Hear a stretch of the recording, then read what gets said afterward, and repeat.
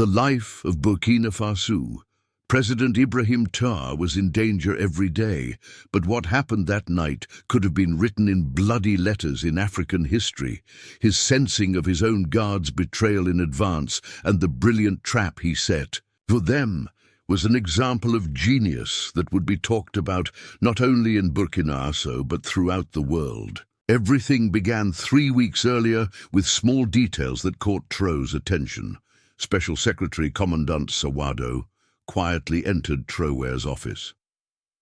"Mr. President, there have been strange behaviors among your guards lately," he said. Traoré raised his head. "What kind of strange behaviors?" he asked. Sawadogo hesitated, then spoke. "There's too much activity during night shifts. They talk on the phone a lot.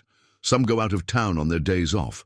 And most importantly, they are constantly whispering to each other. Yesterday night, I saw Captain Urago talking to a suspicious person in the palace's back garden. The man was far and wide, and they were speaking French." Traoré's face became serious, but he didn't panic. "Is there anything else?" he asked. Sawadogo handed over the file. "You should read this report from Mali intelligence. It says French intelligence is planning new operations in West Africa. And there's something else, Mr. President. Yesterday, there was a brief interruption in the palace security system. Just 3 seconds, but this isn't normal. It's as if someone is testing the system." Traoré carefully read the report. The plan code named Operation Midnight Thunder aimed to eliminate anti-French leaders in Africa, and Traoré was the first target. The plan was simple. They would buy the leader closest people and strike from within. The report contained terrible details. In the last 6 months, there had been 2 assassination attempts in Mali, 1 in Niger, 3 in Guinea, and the common point in all of them was betrayal from within. Traoré closed the file and looked at Sawadogo. "Don't tell anyone," he said. "This conversation will stay between us. Act normal. I'll pretend I haven't noticed anything, but you keep your eyes wide open. And one more thing, find me 3 soldiers you're sure are loyal to me. They'll have a very secret mission." After Sawado left, Traoré fell into deep thought. He had 6 special guards. They were all soldiers he trusted most. They had been with him for years. Which one or which ones could betray him? He remembered. His mentor, Thomas Sankara. He too had been killed by the people he trusted most. History would not repeat itself. At dinner, Traoré observed his guards one by one. Cadre rapproche. Commander Captain Ouedraogo looked serious as always, but there was uneasiness in his eyes. Lieutenant Kari kept looking at his watch. Sergeant Dio didn't speak at all. During the meal, Traoré thought to himself, "Not tonight, but soon. I must be prepared. I must set a trap for them before they set one for me." The next day, Traoré secretly called his 3 most trusted men: Defense Minister General Bomba, Intelligence Chief Colonel Kafando, and Special Forces Commander Lieutenant Colonel Chongo. The doors were closed. Phones were left on the table. Traoré began to speak. "I trust you. That's why you're here. There are traitors among my guards. I have no proof, but I feel it, and I'm not wrong." General Bomba was surprised. "But, Mr. President, these men have been with you for years. They've dedicated their lives to you." Traoré, in a nudity. "I know, General, but money and threats change people. I think someone has reached them. They're making plans. They are not expecting me."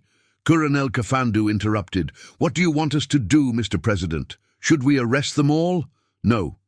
Say, Traoré, we'll act before they do, but cleverly we'll set a trap for them. We'll use their own plan." Lieutenant Colonel Zongo asked curiously. "What kind of trap, Mr. President?"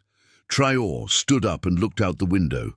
"Tomorrow night at 2 Sai, you'll announce that I'm having a secret meeting.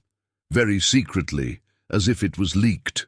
The said topic will be national security," he continued. "Only you will come to the meeting, but my guards won't know. Only those on night duty will hear. If I'm right, they'll act that night." General Bomba worried. "This is very risky, Mr. President. What if they kill you?" Traoré smiled. They won't be able to kill me, General, because I won't be there. But they won't know that. The plan was detailed. Secret cameras would be placed in every corner of the palace. Special forces would secretly deploy around the palace, and a double would be used in place of Traoré. For 2 days, preparations were made secretly. Traoré didn't break his normal routine. He spoke normally with his guards. He even told Captain Odrego, "I'm lucky to have loyal soldiers like you." Rao's face turned red and he sweated. "Thank you, Mr. President. We would give our lives for you," he said. Traoré thought to himself, "We'll see." The expected night arrived. At 11 Traoré supposedly retired to his room to sleep. Actually, he left the palace through a secret passage. He went to the Special Forces Command Center. Everything was being monitored by cameras. It was approaching 1 in the morning. Activity began in the Guard Rapprochée. 4 of the 6 guards were on duty, 2 were on leave. But interestingly, both were near the palace. Captain Arago spoke on the radio. "Be careful. Tonight is critical. Everyone be in position. We move at Dougan. The plan is clear." Traoré watched the monitors while General Bomba came to his side. "The betrayal is confirmed. Mr. President, not all of them, but most are involved." Traoré was sad, but determined. "Let's continue. Let's see what they'll do. We need to learn who's giving the orders." At 1, the guards began checking their weapons. Silencers were attached. The Traoré double was placed in the room. Special forces silently took position. Captain Uraogo gave the final instructions. "Everyone be careful. First, we'll neutralize the ministers. Then, we'll enter the president's room. We must be fast and silent." Lieutenant Corey asked, "What if he resists?" Riogo looked harshly. "He won't resist. He'll be sleeping. What can he do anyway against 6 people alone?" At that moment, Sergeant Tio's phone rang. "Yes, sir. Yes, everything is ready. We start at Indu. Don't worry. Tomorrow morning, Burkina Faso will wake up with a new leader." When Traoré heard this conversation, he got angry. "Who's calling them? Find the number." Immediately, he ordered Colonel Kafando, "The number is from Abidjan. Mr. President, Ivory Coast. They're probably using intermediaries." It was approaching 2 hours. The guards began to move silently. The first group headed to the fake meeting room. The second group was going to the doubles room. The third group secured the palace exits. Right then, Traoré's order came. "Now catch them all." Special forces suddenly appeared. The guards were stunned. They tried to draw their weapons, but it was too late. Each was neutralized within seconds. Captain Ouedraogo shouted, "This is a trap ruin!" But there was nowhere to run. Everything was surrounded. Traoré entered the palace's great hall. The lights came on. His 6 guards were lying on the floor in handcuffs.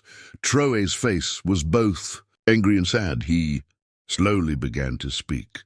"I trusted you. I entrusted my life to you. I asked you to protect my family, and you chose to sell me out." Captain Urago raised his head.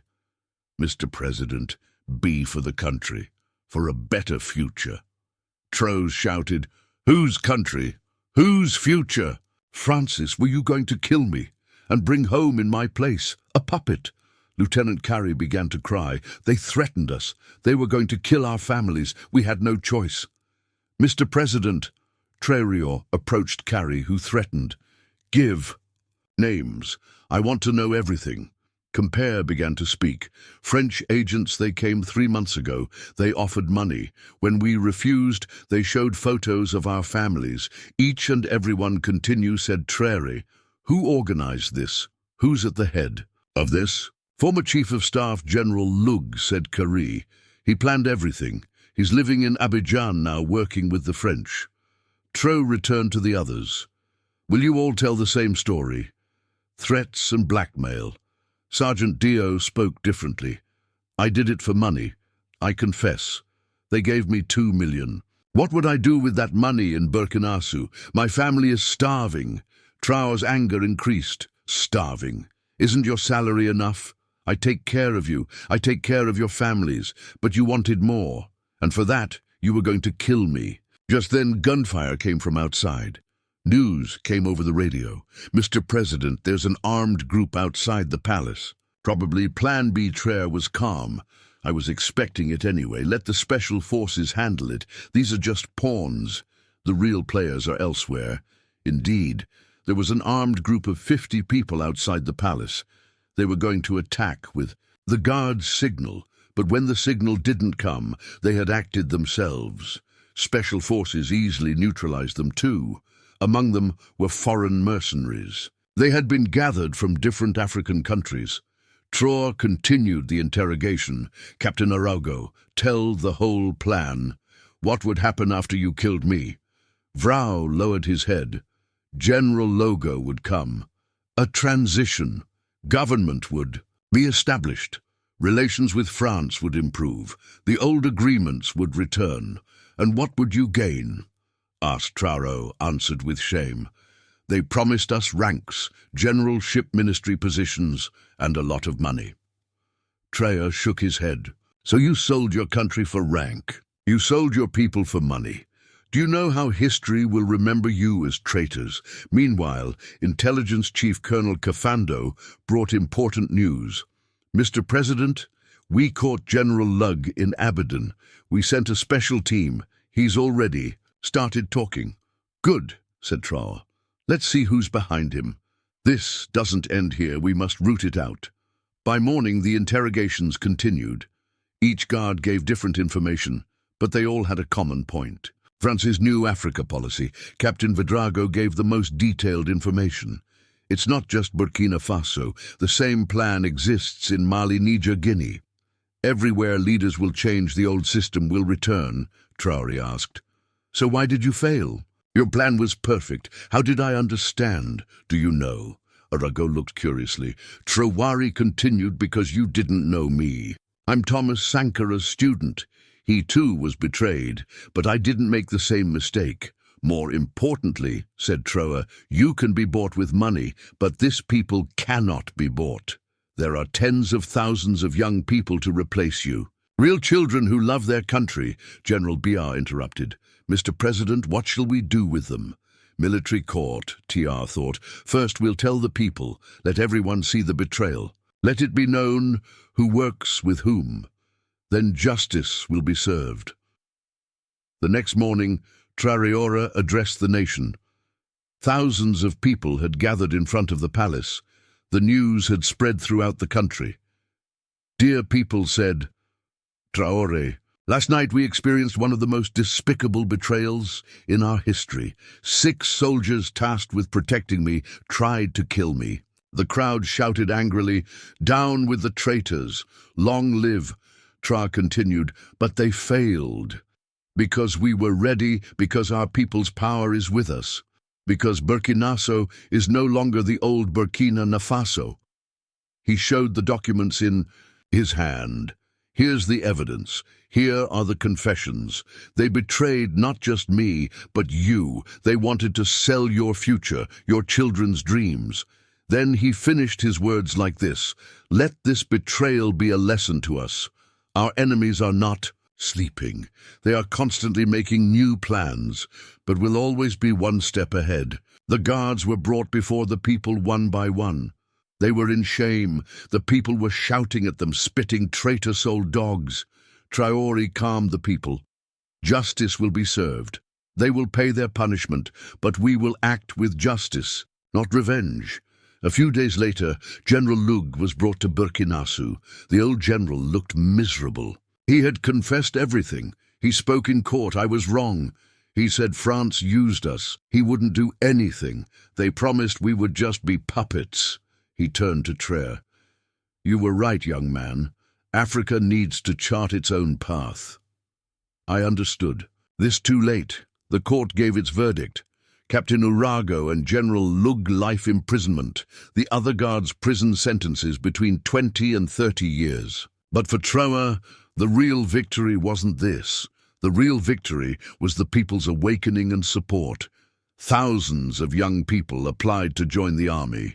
A new guard unit was established. Stricter security measures were taken. Each guard now went through polygraph tests monthly. Their families' financial situations were constantly monitored. If there was certain enrichment, and investigation was immediately opened. Also, guards now worked in rotation. No one stayed in the same position for long. This prevented close relationships and groupings. France's reaction was not delayed. A statement from the Elysee Palace said, "We reject these baseless accusations, but leaked documents showed the truth." Operation Midnight Thunder was real and had failed. Even the French press began to criticize the government. "You can't get results with old methods." In Africa, they wrote after this incident. Traoré convened the African Security Summit. 15 African leaders met in Ouagadougou. A common intelligence network was established. Now a threat detected in one country would be immediately shared with others. An encrypted direct communication line was established between leaders. They could warn each other in any emergency. Mali leader Amy Goa spoke. "What happened to our brother Traoré should be a lesson to all of us. The enemy is trying to nest within us. We must be careful without being paranoid." Niger leader Chiani added, "The old Africa no longer exists. We will protect each other. An attack on one is an attack on all." The most important decision taken at the summit was the establishment of the African Protection Force. Each country would form a special team consisting of its most trusted soldiers. These teams could protect other counts' leaders when necessary. Thus, foreign guards could be activated against local betrayals. Traoré said in his speech, "We didn't want this war imposed on us, but since they're fighting, we'll be prepared. No African leader is alone anymore. The entire continent is behind them. This unity scares our enemies. That's why they're trying to divide us." The people of Burkina Faso organized a large rally to show their support for Traoré. 100,000 people gathered in front of the palace. Slogans were chanted. "Trao is our shield. We are Trao's army." The youth were especially enthusiastic. Thousands applied to become volunteer guards. Traoré addressed the people. "Your love is my greatest armor," he said. "No bullet can pierce your love. No betrayal can shake your trust. As long as we walk together, no one can defeat us. This is not just my victory, our victory." Some of the captured guards gave more information in court. Lieutenant Kabore confessed, "They told us Traoré is a communist. He'll sell the country to Russia. He'll cut all ties with the West. You and your families will starve to death. The only solution is to stop him. We believed them. We were stupid." Another guard, Sergeant Sanu, gave even more interesting information. "It wasn't just money. They gave scholarships to our families. Our children would study in Europe. They gave my wife a job in a French company. Then they said, 'Now you're one of us. There's a small job we need done.'" This confessions caused a great stir in public opinion. People organized protests in front of French companies. Some companies voluntarily left the country. Their reputation was damaged. Traoré tried to calm the protests. "Violence is not the solution." He said, "They will leave, but we will remain civilized."